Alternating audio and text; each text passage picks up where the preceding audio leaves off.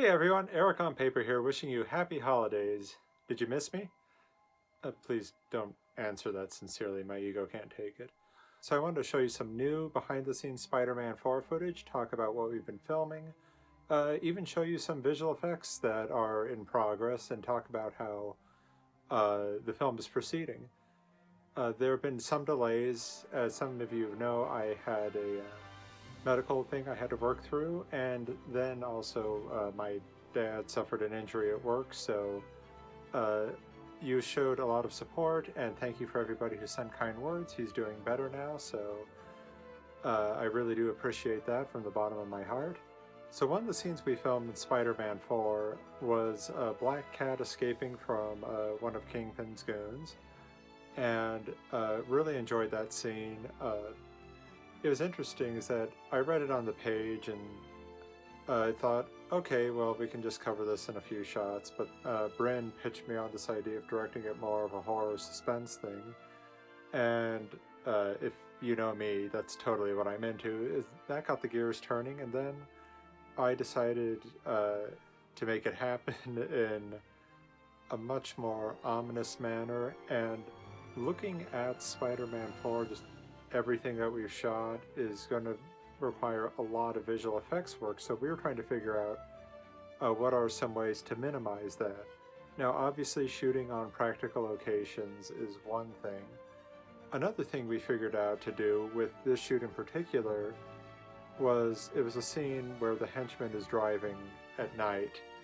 So we threw up some black cloth, duvetine, and other materials like that.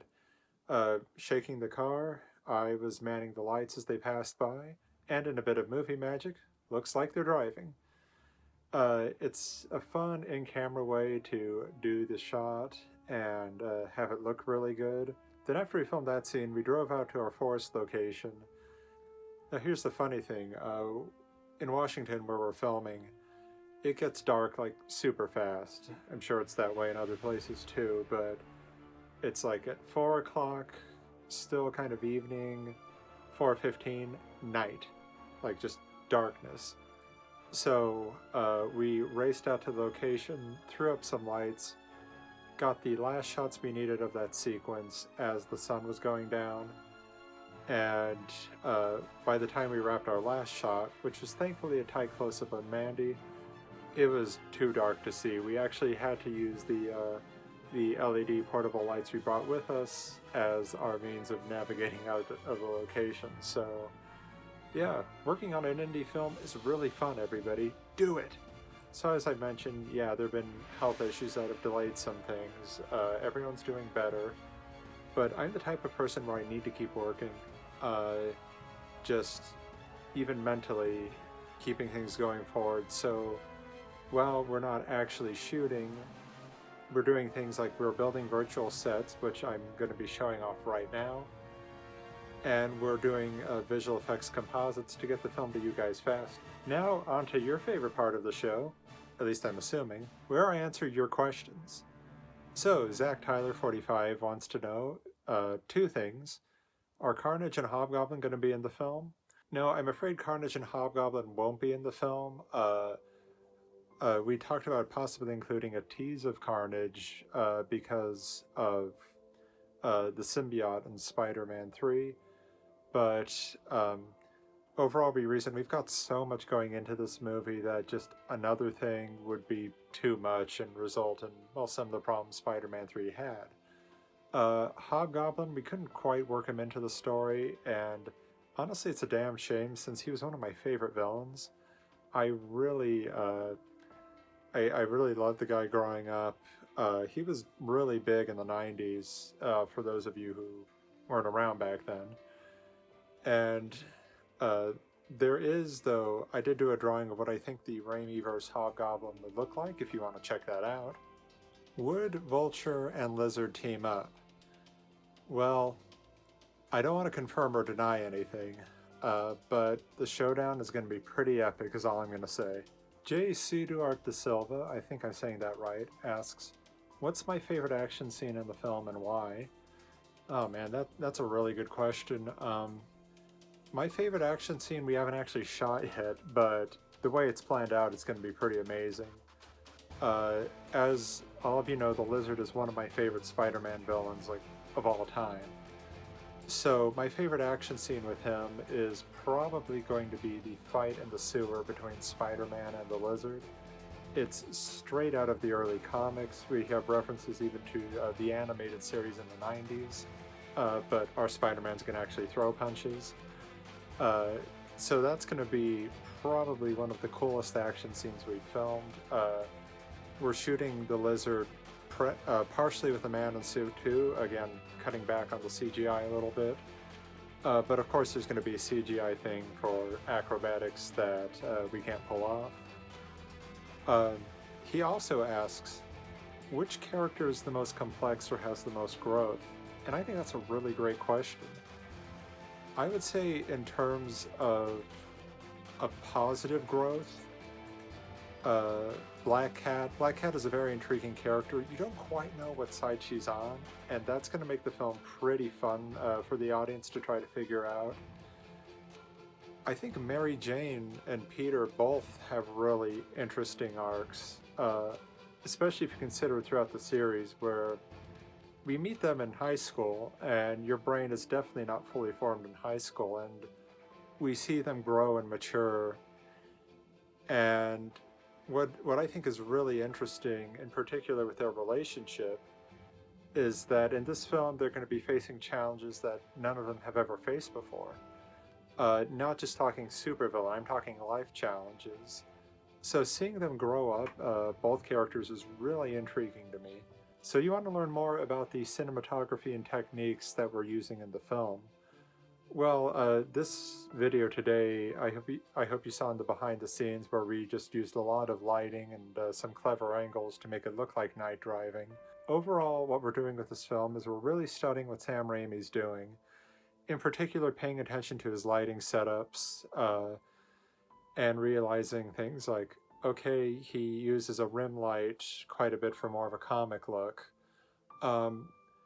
We try to keep sort of in... there is a continuity, like the lights coming from the same place in each shot, but that being said, we light more for aesthetic than reality, a lot like Sam Raimi. But this is just in terms of lighting. In terms of shooting, Raimi is typically not a fan of standard coverage. And what I mean by that is close-up, wide shot. Close-up, wide shot for every scene. He likes to put the camera in places that accentuate the emotion you're feeling in that scene. And that's what we're trying to do with our film. Okay, a lot of people have been asking about the release date / when's the next trailer. The release date will be whenever we're done filming and the compositing finished up. Our sound guy is really good, so it won't take as much time. I say that, and then Danny's probably going to kill me. But the trailer, I am going to talk with Brent about it. I know a lot of you are excited for it, and he says we have enough for a good 2.5 minute trailer. I'm really hoping that we can get enough of the visual effects shots completed and ready to go for the trailer, hopefully by the end of the first quarter of 2024.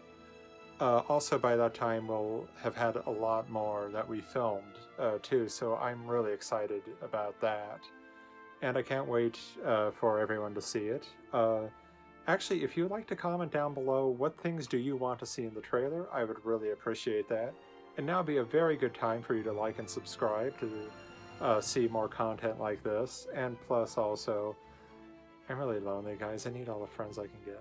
Also, Sam Raimi being one of the best horror filmmakers of all time, we've chosen to honor that by incorporating specific sections of the film that are more suspenseful, that are a little more horror-based. In particular, if you want to watch this parts of, like, say, the original Evil Dead movie, where Sam Raimi, right before, let's say, the tree scene in the forest, if you know what I'm talking about, he has a lot of terrific moments of suspense leading up to that. And that's kind of the feeling that we're trying to put into the film, too. actually on set, we just say, what would Raimi do so many times? And then one of us will just pull up a scene from the movie on YouTube or something. Luffy234 asks, will Spider-Man get really badly injured in his fight with Vulture like in the comics? Yes, quite a bit. I mean, I try to beat up Bryn anyway whenever we're filming, so it just happened to work out into the script. But in all seriousness, yeah, if you see the screenshots and images of Bryn with the black eye and the cuts all over his face, that does come from an encounter with the Vulture. So, yeah, we're keeping it comics accurate. Spider-Man gets his butt handed to him. Brian Cerna asks, will the final battle be like the final fight at the Citicorp building? Yes and no. The fight starts in Times Square for a big, heroic, epic reveal. But it's going to go to Fisk Tower, where they're going to battle throughout various labs, offices, Fisk's penthouse, etc. It's going to be a whole epic show. And in some ways, yes, and in some ways, no. Like, I'm not going to be looking at the battle and lifting parts from it and claiming it's an homage. We're doing our own thing here. If I say your name wrong, my apologies, but Sukiver asks, will Aunt May be in the movie? Haven't really posted anything about her being in the film. Yeah, she is going to be in the movie. We have an actress cast, very good actress, by the way, and it's going to be one of the last things that we film, mainly because of the studio space we're working in. Aunt May's place is going to be a practical set, but it's also the same space that houses the Kingpin's office, which is also going to house the Lizard sewer set, which is, you get that idea, but it's probably going to be one of our biggest sets since it's not just Aunt May's living room, it's Aunt May's living room, kitchen, bedroom, etc. Spider-Verse Archived asked, will there be street scenes filmed in the same way like there were in the Raimi movies? Yes, there will be. Scenes will take place on the street, action-based or not. And actually, we're talking about getting some scenes actually shot on location in New York to give it just a little bit more of that authenticity in there. That's kind of like a stretch goal we have going down the road. But that if hopefully it does happen, it will take place next year. Almazan7449 asks, who are the villains in the film, and is Lizard going to be in the film? Yes, he is. I'm very excited about that. He's one of our principal villains. The other principal villain of the film is the Vulture, and you can go through past updates where you can see actor Eric Mannix wearing the costume. And he's even featured in the teaser trailer as well. Those are the main villains. We can count Black Cat as a bit of a villain too, although she's not one of the main villains. You'll understand when you see it. But we have a lot of cameos too, or supporting villains. Cameos include Shocker, Rhino, Mysterio, Prowler, one who I can't talk about yet. And then yeah, we'll count Kingpin as another villain. But most importantly, Alistair Smythe, played by me, is in the movie. Yeah, bet you're all excited for that. Please don't tell me no, I can't take it. Actually, here's the funny thing. When I auditioned for Spider-Man 4, this is before I knew Bryn as a friend. He said, I saw that they're doing a fan film, and I thought, okay, this would be cool, you know, look great on my reel. I can wear like a cool, like, super villain or superhero costume, you know, something like that. And, you know, and it'll look damn cool on my Instagram. Instead, I get Alistair Smythe, so I get to wear a lab coat and have absolutely no superpowers. And Bryn wonders why I hate him so much. Spider-Ben 1990, I hope that's a Ben Reilly reference, because you're good in my book. Asks, will there be a Black Cat origin story? Yes, there will. That's not quite what the entire film is about. We do learn where she comes from and talk about it, when the film starts, she's been in action for a while, so much so that this is going to show you exactly when this takes place, but she has her own MySpace fan page run by, well, another character in the movie. It's going to be funny when you find out who it is. Uh, and we do learn of her origin, yes. Cut Spidey Leo asked, when are we going to film Mysterio scene and who's going to interpret it? I assume you mean who's going to play the character.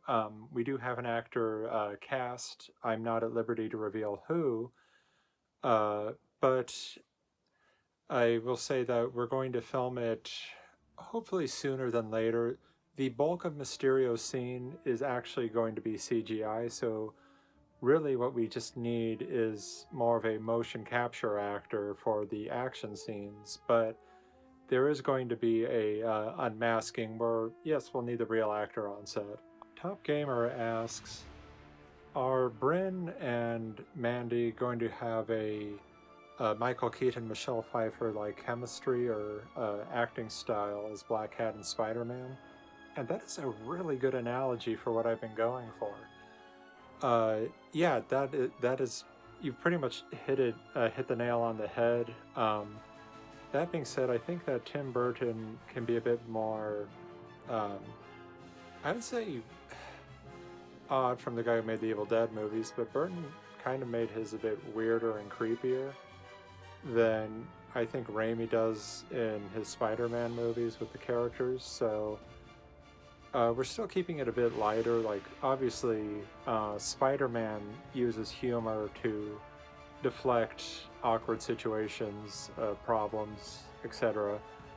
And Black Cat does take issue with that because I would say the more flirtatious she gets, the more uncomfortable Spider-Man gets. So the goofier Spider-Man asks, and that is just a huge turnoff. I know this from experience, being the goofy one. Well, thank you for a really great round of questions. I was excited to answer all of them. We're going to keep working on the film, obviously, and if you want to follow me on Instagram, it's Eric on Paper. I regularly post updates about the Spider-Man film, how things are going, etc. And I hope that you have a wonderful holiday, whatever you choose to celebrate, and take it easy. You've earned it.